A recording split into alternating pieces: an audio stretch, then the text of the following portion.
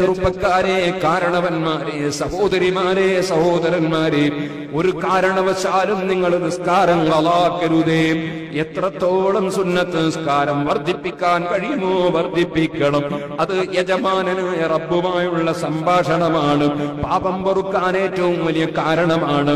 അതുപോലെ തന്നെ കഴിയുമെങ്കിൽ റവാത്തിബ് സുന്നത്ത് 22 നിസ്കരിക്കാൻ വേണ്ടി ശ്രമിക്കണം.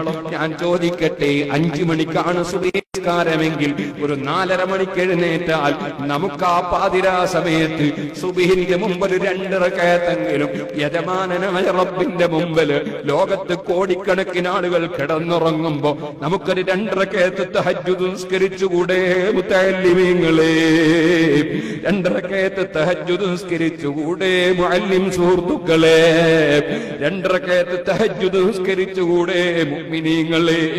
കുടിക്കാൻ വെള്ളം തന്ന രാജാവിന്റെ മുമ്പിൽ ആരും കാണാനല്ല, ആരും കേൾക്കാനല്ല, ആരും അറിയാനല്ല, ഒരു ചിത്രവും എവിടെയും വരാനല്ല, യജമാനനായ റബ്ബിനോട് താണുകേണ് സ്വകാര്യത്തിൽ ഒരു സംഭാഷണം. തതജാഫാ ജുനൂബുഹും അനിൽ മവാജിഇ യദ്ഊന റബ്ബഹും ഖൗഫൻ വതമആ. പാതിരാ സമയത്ത് എഴുന്നേറ്റ് നിസ്കരിക്കുന്ന ആളുകൾക്ക് എത്ര വലിയ ബഹുമാനമാണ് പരിശുദ്ധ ഖുർആൻ പറയുന്നത്. അതേ, അവർക്ക് എന്തെല്ലാം ആനുകൂല്യങ്ങളാണ് പ്രഖ്യാപിക്കുന്നത്. സുബ്ഹാനല്ലാഹ്. എന്റെ ചെറുപ്പക്കാരെ, സുബ്ഹിന്റെ ജമാഅത്തിന് കഴിയുമെങ്കിൽ നമ്മുടെ തൊട്ടടുത്ത പള്ളിയിലൊന്ന് ജമാഅത്തിന് പങ്കെടുത്തുകൂടെ? സുലൈമാൻ ഇബ്നു യസാർ റളിയല്ലാഹു അൻഹു ഒരു ദിവസം സുബ്ഹിന്റെ ജമാഅത്തിനെത്താത്തത് ഉമർ ഇബ്നുൽ ഖത്താബ് റളിയല്ലാഹു അൻഹുവിന്റെ ശ്രദ്ധയിൽപ്പെട്ടപ്പോ ഉമ്മാനെ വഴിക്ക് വെച്ച് കണ്ടപ്പോ ചോദിച്ചില്ലേ, എന്തേ ഇന്ന് സുലൈമാനെ കാണാതിരുന്നത്?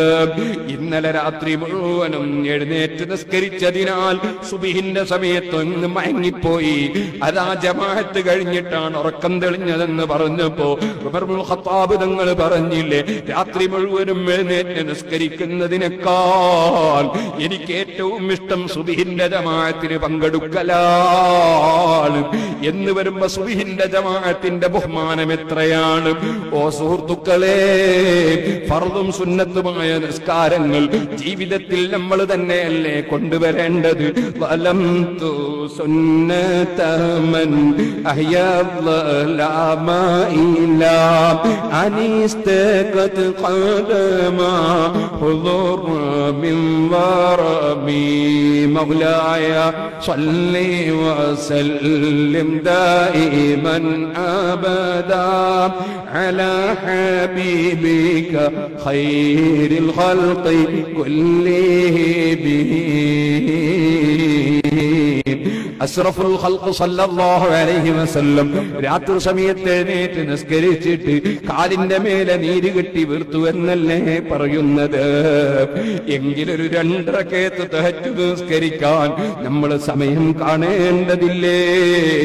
അതിൽ കൂടുതൽ എത്ര കഴിയുമെങ്കിലും നമ്മൾ നടപ്പാക്കേണ്ടതല്ലേ?